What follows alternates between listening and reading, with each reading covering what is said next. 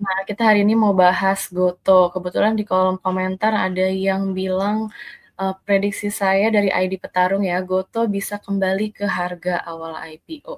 Nah, menurut Pak Alfat Amin. gimana, Bu? Boleh dijelaskan nggak, Gotoh ini seperti apa analisa lanjutannya?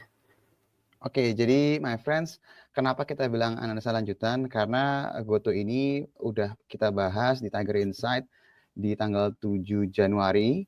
Jadi kalau misalnya my friends mau coba putar ulang lagi, itu kita sempat bahas dan waktu itu juga secara teknikal Iwan juga sempat kasih rekomendasi juga.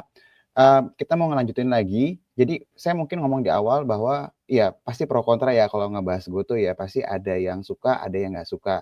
Terus juga kalau misalnya dibilang apakah dia bisa balik lagi ke harga IPO atau tidak, nggak tahu, itu tergantung dengan kinerjanya.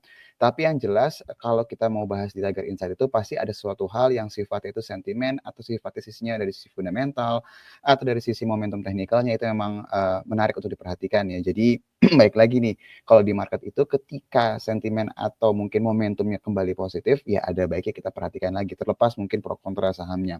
Nah, saya mau coba membahas terlebih dahulu, waktu di tanggal 7 Januari kita mau remind lagi, kita mau recall lagi apa aja yang kita bahas pada saat itu, di mana waktu kita bahas yang akan menjadi cerita menarik untuk si Goto itu datang dari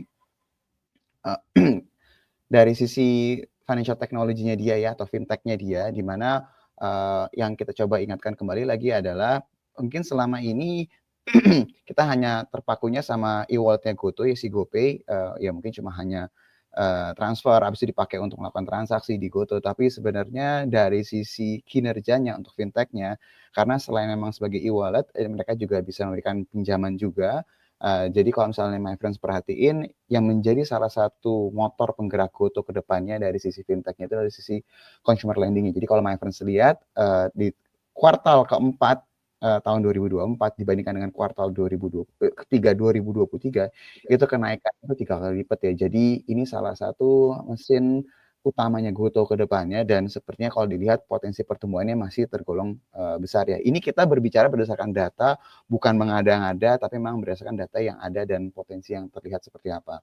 Terus juga yang menjadi hal yang kita bahas pada saat itu juga adalah kita membahas satu dari 7 pengguna aktif Goto selama 12 bulan terakhir itu untuk GoPay dan juga Gojek itu baru 1 dari 7 yang melakukan apply untuk kredit yang berhubungan dengan fintech si Goto ini sendiri. Jadi kalau kita lihat misalnya Maven perhatiin baru 1 dari 7 kita nggak expect 7-7-nya itu melakukan apply untuk kreditnya, tapi 1 ke 2 itu angkanya berarti naik 100% ya my friends ya. Jadi dari 1 ke 2 pun juga potensinya masih terbuka lebar kalau dilihat dari kinerja yang cukup cemerlang lah kalau boleh dibilang. Selain itu juga, my friends tahu bahwa Goto itu kan memang identiknya dengan Gojek ya.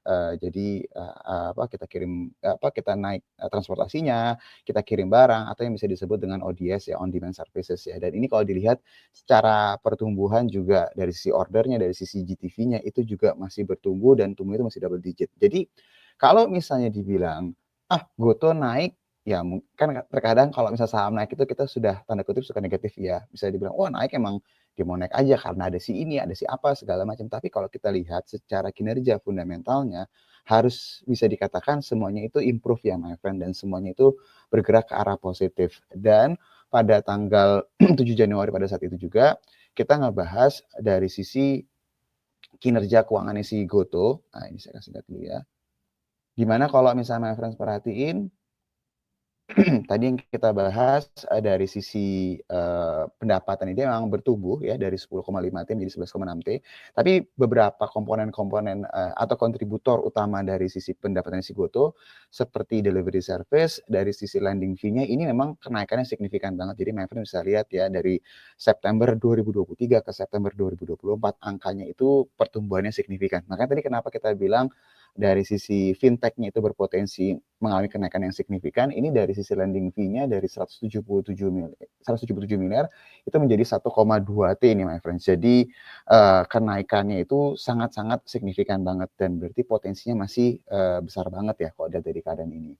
Dan yang kita ingatkan juga pada saat itu juga yang menjadi cerita yang akan ditunggu sama banyak pelaku pasar itu adalah datangnya dari angka ini Di mana kalau misalnya kita perhatiin Goto tuh juga nggak cuma lagi usahain naikin top line-nya dia dari sisi pendapatannya dia, tapi mereka juga lagi berusaha menurunkan beban-beban yang memang bisa mereka kurangi nih. Makanya kalau my friend bisa lihat dari sisi kinerja keuangannya si Goto itu sendiri, jumlah biaya bebannya itu memang di sini angka itu turunnya signifikan banget. Dan kalau toh pun kita tambah bagian kerugian bersih entitas asosiasi angka yang ini itu tetap 13,7 T tambah 2,4 T angkanya masih turun jauh dibandingkan dengan periode kuartal ketiga 2023. Jadi kalau kita perhatiin kinerja 2023 khususnya sampai dengan kuartal 3, 2024 ya, itu masih bagus dan performanya oke banget. Nah, pertanyaan berikutnya adalah apa nih lanjutannya nih, analisa lanjutannya gimana nih? Nah, my friends kalau dilihat dari matriks-matriks tadi yang sudah dijelasin, pelaku pasar itu pasti akan berekspektasi kinerja keuangannya untuk full year 2024 itu angkanya harusnya juga bisa masih bertumbuh nih kalau ngeliat dari angka-angka tadi. Nah, kalau kita ngomongin rilis laporan keuangannya itu kapan, maksimal untuk laporan keuangan 1 tahun atau full year itu dia akan rilis maksimal di akhir Maret. Jadi kita ini sekarang kan udah di akhir Januari ya. Ya kita ngomong udah mau akhir Januari lah ya. Berarti momentumnya tuh menuju ke bulan Maret itu masih terbuka lebar dan kalau dilihat sepertinya pasar berekspektasi kinerja keuangannya itu harusnya masih improve dan bisa memberikan sentimen yang positif nih ke pasar kalau ngelihat dari angka secara keseluruhan. Dan kalau misalnya dia tadi salah satu mesin utamanya yang sedang mulai bergerak kencang itu dari sisi financial technology-nya itu sepertinya punya potensi memberikan angka yang lebih besar lagi nih. Ini makanya mungkin salah satu katalis yang akan ditunggu sama pasar karena ketika dia rilis laporan keuangan 2024 yang full year-nya itu akan kelihatan tuh angka-angkanya tumbuhnya seberapa signifikan. Nah, selain itu juga yang menarik dari Goto ini adalah kalau misalnya kita berbicara penggerak IHSG di tahun 2024, kita pasti akan bilang, oh itu pasti brand, itu pasti TPIA, itu pasti DSSA, atau mungkin PANI, dan kita langsung ngomong saham banking lah ya, saham banking tahun 2024 itu cuma BCA sama BRIS yang memberikan kontributor positif. Tapi di awal tahun 2025, itu bukan brand, itu bukan TPIA, itu bukan DSSA, melainkan Goto lah yang penyumbang utama poin terbesar ke IHSG. Jadi ini cukup anomali ya, my friends ya.